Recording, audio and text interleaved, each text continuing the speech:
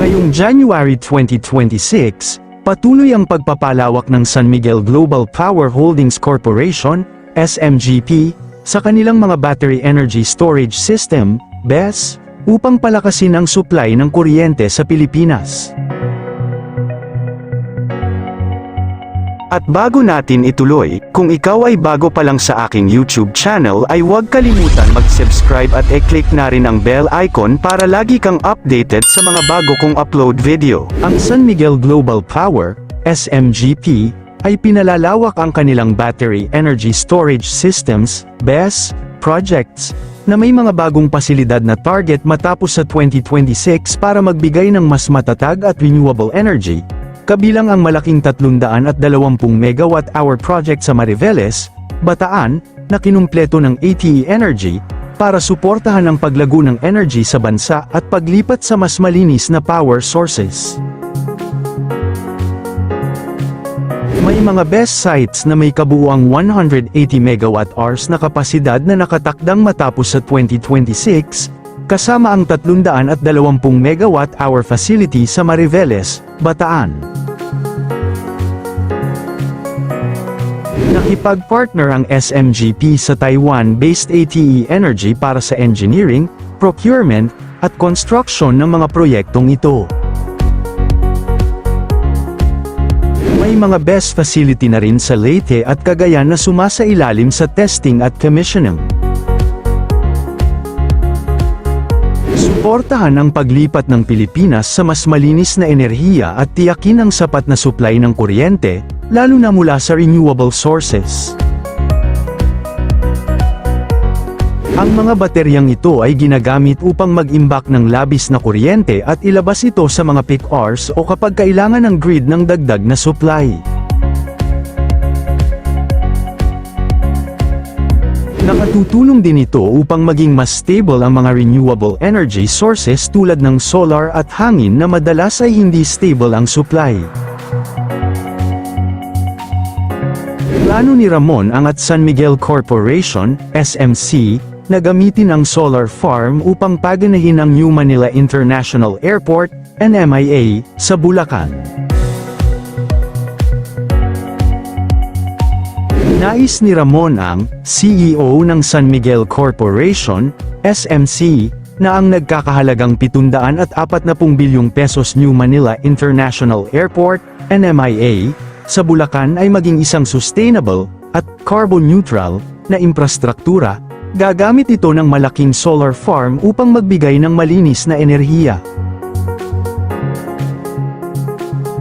Plano ng SMC na bumuo ng isang 200 megawatt na solar farm na may kasamang battery energy storage system, BESS. Ang teknolohiyang ito ay mag-iimbak ng energy upang matiyak ang tuloy-tuloy na supply ng kuryente.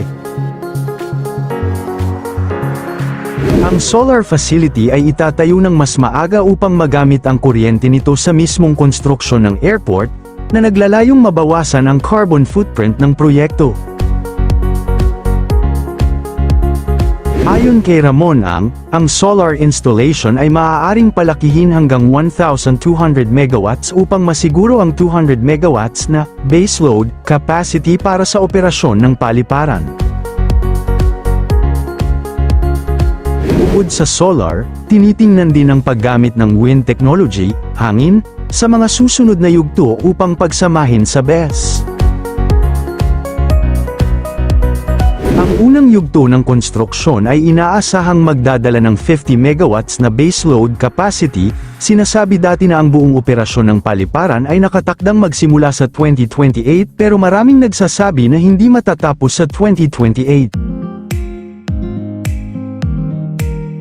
Inaasahang magsisimula ang konstruksyon ng passenger terminal ngayong January taong kasalukuyan, at inaasahang matatapos ang Phase 1 sa 2028.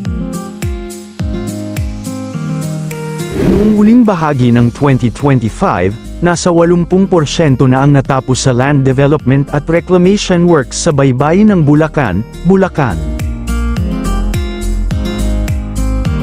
Kaya nitong tumanggap ng 35 milyon hanggang 100 milyong pasahero kada taon, magkakaroon ito ng 4 na parallel runways, 8 taxiways, at 3 passenger terminals.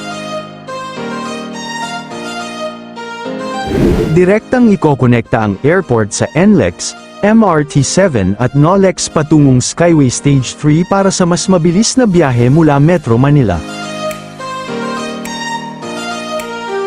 Ang San Miguel Corporation, SMC, ang buong magpopondo sa halagang $15 billion o 740 bilyon pesos.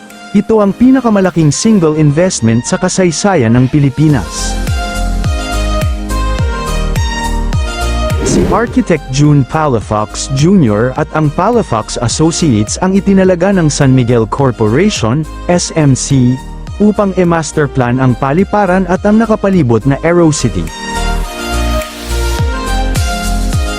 Ipinagtatanggol ni Palafox ang proyekto sa pagsasabing ito ay dumaan sa ilang dekadang pag-aaral at pagpaplano ng mga eksperto mula sa Europe at Asia.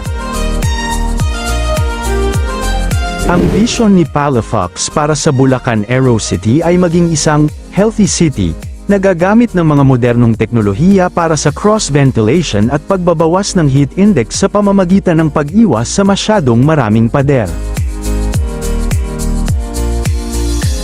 Ang pagtatayo ng Bulacan Airport, New Manila International Airport NMIA, ay tugon sa matinding congestion sa NAIA, na nagdudulot ng abala sa pasahero at ekonomiya, na naglalayong maging pangunahing hub sa Southeast Asia.